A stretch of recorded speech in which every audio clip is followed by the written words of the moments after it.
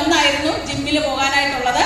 അപ്പൊ അങ്ങനെ അവൻ നേരത്തെ എഴുന്നേറ്റു. നേരത്തെ അച്ഛൻ മണൽ വെച്ചടിക്കണമായിരുന്നു, ഇപ്പൊ അച്ഛനെ തിരിച്ച് മണൽ വെച്ചടിച്ച് അവനെ എഴുന്നേൽപ്പിക്കും, കാരണം അവനെ കൊണ്ടുവിടണം. അങ്ങനെ അവനെ കൊണ്ടുവിടാൻ തുടങ്ങി.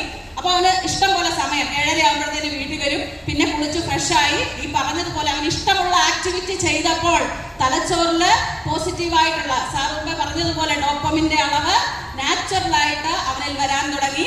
അങ്ങനെ അവൻ പഠനത്തിൽ താല്പര്യം കാണിച്ചു തുടങ്ങി, സ്കൂളിൽ പോകാനായിട്ട് താല്പര്യം കാണിച്ചു തുടങ്ങി. ഇങ്ങനെ പതുക്കെ കൂട്ടത്തില് കൗൺസിലിംഗ് ഉൾപ്പെടെ അവൻ പതുക്കെ അവന്റെ ബിഹേവിയറിൽ മാറ്റങ്ങൾ വരുത്താൻ തുടങ്ങി, ശാസ്ത്രീയമായ മാറ്റങ്ങൾ.